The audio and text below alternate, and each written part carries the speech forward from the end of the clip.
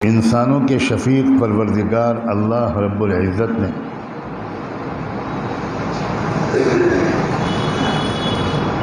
جب پہلے انسان کو اس دنیا میں بھیجنے کا فیصلہ کیا اور انسانوں کی آبادی اس دنیا میں اس زمین پر رہے گی، اس کا فیصلہ فرمایا، تو اس پہلے انسان ہی کو سچائی کا اور حق کا علم دے کر بھیجا۔ یہ بات تو ہم سب جانتے ہیں کہ پہلے انسان حضرت آدم یہ پہلے انسان بھی تھے اور پہلے نبی یہ برحق بھی تھے۔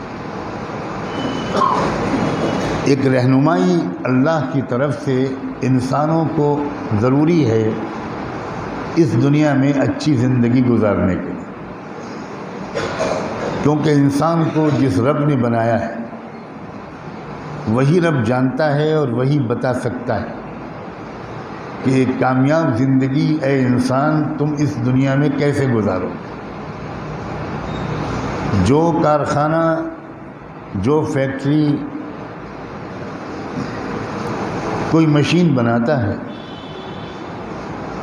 جو فیکٹری بناتی ہے، وہی کارخانہ بنانے والا، وہی بنانے والی فیکٹری اس مشین کے استعمال کا طریقہ جانتی بھی ہے اور بتا بھی سکتی ہے۔ یہ نہیں ہو سکتا کہ مشین تو کوئی اور فیکٹری بنائے اور اس کی ترکیب کا طریقہ کوئی اور فیکٹری سکھائے، یہ نہیں ہو سکتا۔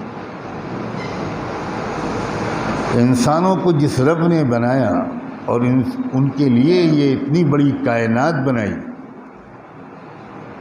اللہ نے اپنے لیے تو کچھ بھی نہیں بنایا، نہ اللہ نے اپنے لیے سورج بنایا، نہ چاند، نہ زمین، نہ آسمان، نہ سمندر، نہ پہاڑ، نہ پھل، نہ پھول، نہ سبزیاں، نہ غلے، نہ اناج۔ یہ تو سب کچھ جو کچھ بنا یہ انسان کے لیے بنا، بلکہ جیسے کوئی خاص مہمان آپ کے ہاں آنے والا ہوتا ہے تو اس کی ضرورت اور آرام کی چیزیں آپ پہلے سے گھر میں لے آتے ہیں، ویسے ہی انسان کو اس دنیا میں اتارنے سے پہلے انسان کی ضرورت اور آرام کی چیزوں کو اللہ نے پہلے سے تیار کر دیا۔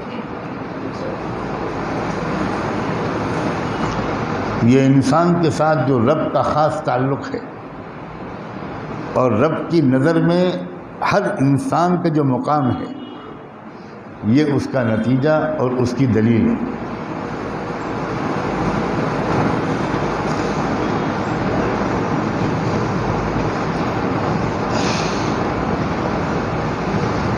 اور اللہ تعالیٰ چونکہ اس انسان کو بہت بڑے انعام دینے کا بھی فیصلہ کر چکا تھا، وہ انعام جس کا سلسلہ کبھی ختم نہیں ہوگا، وہ خوشیاں، وہ باغات، وہ جوانی جو کبھی ڈھلے گی نہیں،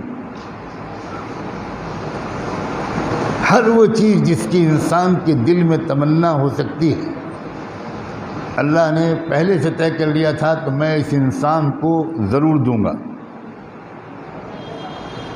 مگر انسان کو اپنے ہاتھ کی کمائی سے جو ملتا ہے وہ اس کو بہت پسند آتا ہے۔ آپ میں سے جس کسی نے کبھی بھی کھانا پکایا ہوگا اور پہلی بار پکایا ہوگا تو گڑبڑ سڑبڑ ضرور ہوا ہوگا۔ میں نے بھی جب پہلی بار گوشت پکایا تھا تو کوئلے کی طرح جل گیا تھا۔ یہ ابو الحسن ہمارا کھانا پکاتے ہیں، یہ خوش ہو رہے ہوں گے، مگر مجھے وہ جلا ہوا گوشت کریم ہوٹل کے قورمے سے اچھا لگا تھا، اس لیے کہ وہ میرے ہاتھ کا پکایا ہوا تھا۔ انسان کو محنت کر کے کوئی چیز ملے وہ اس کو بہت اچھی لگتی ہے، اور اللہ نے بھی فیصلہ کیا کہ میں تم کو زیادہ مزے دینا چاہتا ہوں جنت میں، اس لیے تمہارے اعمال کے نتیجے میں دوں گا جنت، تاکہ تم کو لگے کہ ہماری کمائی ہے اور مزہ آئے گا تم کو۔ تو جب اللہ نے یہ فیصلہ کر لیا کہ مجھے ان کو بہت خوش کرنا ہے، اور اللہ یہ جانتا تھا کہ انسان کا مزاج یہ ہے کہ جو چیز اس کو محنت کے ذریعے ملتی ہے اس کی قدر زیادہ ہوتی ہے۔ ایک صاحب نے اپنے بیٹے کو یہ سمجھانا چاہا کہ بہت ہو گیا بیٹا، اب تم جوان ہو گئے، اب خود کماؤ اور کھاؤ، تب تم کو پتہ چلے گا کہ پیسہ کتنی مشکل سے کمایا جاتا ہے۔ تو باپ نے اپنے بیٹے کی تربیت کرنے اور یہ بات سمجھانے کے لیے ایک طریقہ اختیار کیا۔ وہ روزانہ 50 روپے کا نوٹ اس بیٹے کو دیتا تھا، وہ کہتا تھا بیٹا وہ جو سامنے کنواں ہے یہ 50 روپے کا نوٹ اس میں پھینکو۔ بیٹا بیچارہ فرما بردار تھا، وہ گیا اور پھینکا۔ پوچھا کیا ہوا؟ ان کا آپ نے جیسا کہا تھا میں نے کنویں میں ڈال دی۔ شاباش۔ پھر اگلے دن 50 روپے پھر کنویں میں ڈالا، پھر ڈالایا، پھر تیسرے دن 50 روپے کنویں میں ڈالا، پوچھا کیا کیا؟ ڈالایا۔ چوتھے دن باپ نے کہا بیٹا آج ایسا کرو، منڈی سے جا کر پیاز خریدو اور گلی میں ہر گلی میں جا کر آواز لگاؤ کہ پیاز لے لو، لہسن لے لو، اور دن بھر پیاز بیچو، اور جو نفع بچے واپس لاؤ مجھے لا کر دو، اب کمانا سیکھو۔ تو بچے نے کہا بہت اچھا، فرما بردار تھا، کہنا مانتا تھا۔ اس نے ایسے ہی کیا، پیاز منڈی سے خریدی، دن بھر دھوپ میں گرمی میں، ادھر پولیس والے بگا رہے ہیں، ادھر یہ، دن بھر اس نے محنت کر کے پیاز بیچی، شام کو لا کر بڑی ایمانداری سے پیسے اپنے ابا کو دے دیے۔ اس کمائی میں سے آج باپ نے 50 کا نوٹ نکالنے کے بجائے 10 کا نوٹ دیا اور کہا جاؤ بیٹا اس کو کنویں میں پھینکاؤ۔ تو بیٹا وہیں پہ کھڑا رہا، جاؤ بیٹا جلدی جاؤ، دیر ہو جائے گی، اندھیرا ہو جائے گا۔ پھر کھڑا ہے، بیٹا آج میں نے 50 نہیں دیے، 10 دیے ہیں، جاؤ اس کو پھینکاؤ۔ اس نے کہا میں خود کود جاؤں گا، 10 روپے کا نوٹ کنویں میں آج نہیں ڈالوں گا۔ روز تم 50 ڈالتے تھے، آج 10 نہیں ڈالے جا رہے تم سے؟ ابا روز آپ کی جیب سے آتے تھے، میں پھینک دیتا تھا، آج پتہ چلا ہے کہ یہ پیسے کیسے کمائے جاتے ہیں۔ تو 50 کی قدر نہیں تھی اس لیے کہ بغیر محنت کے ملے تھے، 10 کی قدر ہے اس لیے کہ وہ محنت سے ملے۔ سورج پیدا کیا اللہ نے ہماری کسی محنت کے بغیر، چاند ستارے زمین آسمان ہمارا ہاتھ نہیں لگوایا، لیکن جنت میں جانے کے لیے اللہ نے کہا کہ تم سے محنت کرواؤں گا، اس لیے کہ اگر یوں ہی تم کو جنت مل گئی تو تم کو جنت کی بھی قدر نہیں آئی۔ اور میں چاہتا ہوں کہ تم جنت سے پورا لذت اٹھاؤ۔ جب اسی لیے اللہ نے انسان کے ساتھ 2 اور مخلوقات پیدا کر دی، ایک نفس اور ایک شیطان، اس لیے کہ یہ دونوں انسانوں سے نیک کام ان کو نہ کرنے دیں اور غلط کام ان سے کروانے کی کوشش کریں۔ اب وہ انسان جو ان دونوں کا مقابلہ کرے، ذرا محنت کرے، ذرا نفس کو دبائے، ذرا سمجھداری کے ساتھ زندگی گزارے، غلط کاموں سے اپنے کو روکے رکھے،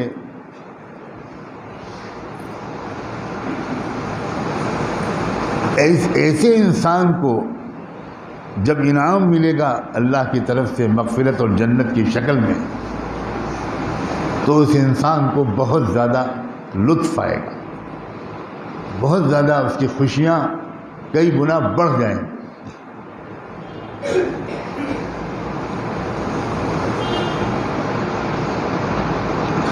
اسی لیے اللہ تعالیٰ نے ایک تو لائن رکھی صحیح لائن جس کو ہم حق کہتے ہیں، حق، اور ایک لائن اس دنیا میں چلنے دی جس کو ہم باطل کہتے ہیں، جو غلط ہے، کفر کی لائن، شرک کی لائن، ظلم کی لائن، اس کو بھی اللہ نے دنیا میں چلنے دیا، اور اس کو چلانے کے لیے شیطان اور نفس دو طاقتوں کو مہلت دے دی، تم زور لگاؤ، تم زور لگاؤ انسانوں کو غلط راستے پر چلانے، اور بندوں سے، انسانوں سے کہا کہ اب تمہارا امتحان ہے، تم اگر ہم نے تم کو اتنی طاقت دی ہے، اتنا اختیار دیا ہے کہ تم اگر چاہو مضبوط ارادہ کر لو اور حق پر چلنے کے اسباب اختیار کر لو اور باطل سے بچنے کے تدبیریں کرتے رہو، تو میں تمہاری مدد کروں گا، دنیا بھر کے شیطان مل کر تم کو غلط راستے پر نہیں لا سکیں گے۔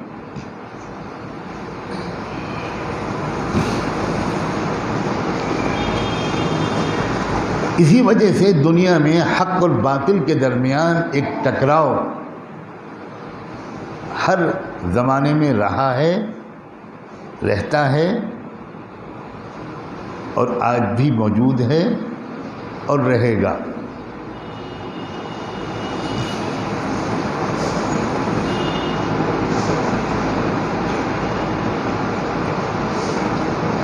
مختلف زمانوں میں حق اور باطل کے درمیان اس ٹکراؤ کی ایک زبردست تاریخ ہے۔ ہر زمانے میں کچھ لوگ وہ ہوئے ہیں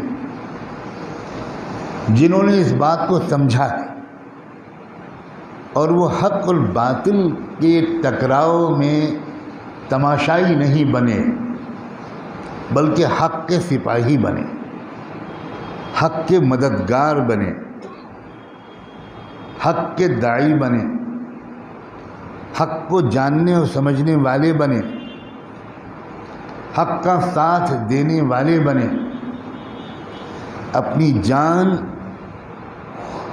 حق کی مدد کے لیے کھپانے اور قربان کرنے والے بنے، اللہ کا دیا ہوا مال کا ایک اچھا خاصا حصہ حق کی مدد کے لیے خرچ کرنے والے بنے،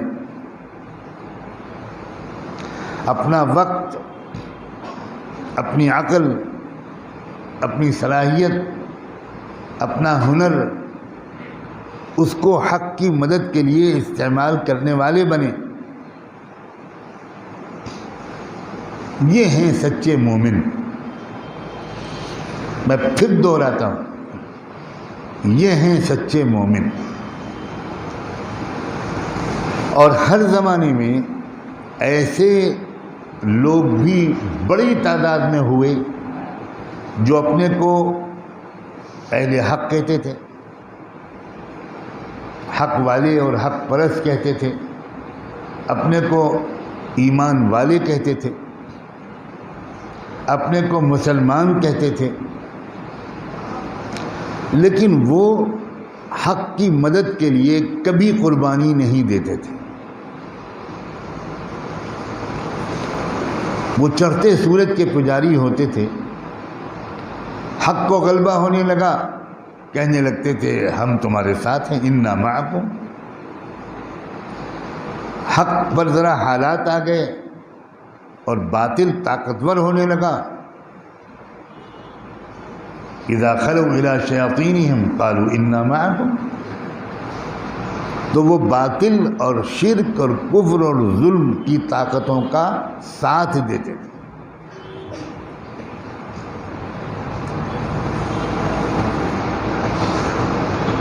تیسری ایک قسم ہوتی تھی کہ جو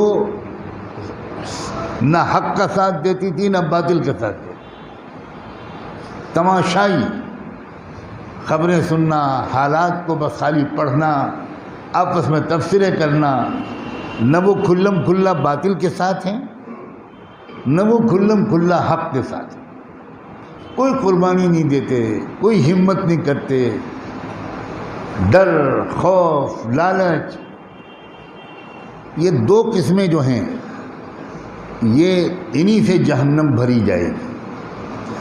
چاہے ایسے مسلمان 5 وقت کی نماز پڑھتے ہوں، اب ذرا کان کھول کر سنیے گا، چاہے ایسے مسلمان تہجد پڑھتے ہوں، چاہے ایسے مسلمان ہر سال عمرہ کرتے ہوں، چاہے زندگی میں انہوں نے 50 حج کیے ہوں۔ میں جمعے کے دن مسجد میں بیٹھ کر کہہ رہا ہوں سینکڑوں آیتوں اور ہزاروں حدیثوں کی روشنی میں کہ یہ والے مسلمان مشرکین اور کفار کے ساتھ جہنم کے سب سے نچلے درجے میں ہوں،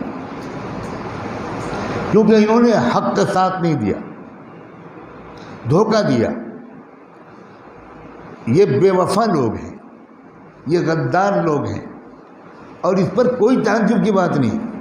آپ بتائیں کسی ملک کے شہری اس ملک پر مصیبت آنے وقت اپنے ملک کا ساتھ نہ دیں تو ملک کی حکومت ایسے شہریوں کے ساتھ کیا کرے گی؟ وہ کہیں گے کہ بھائی ہم تو بہت تسبیح پڑھتے تھے، بہت مندر جاتے تھے، بہت چرچ جاتے تھے، بہت گرودوارے جاتے تھے،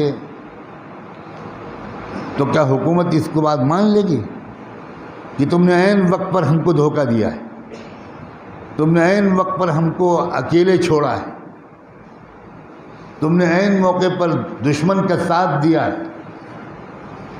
تم نے مخبری کی ہے، تم چند 100 روپے کی لالچ میں اپنے علاقے کے تھانے کے مخبر تھے، تم دلال تھے، تم ایجنٹ تھے۔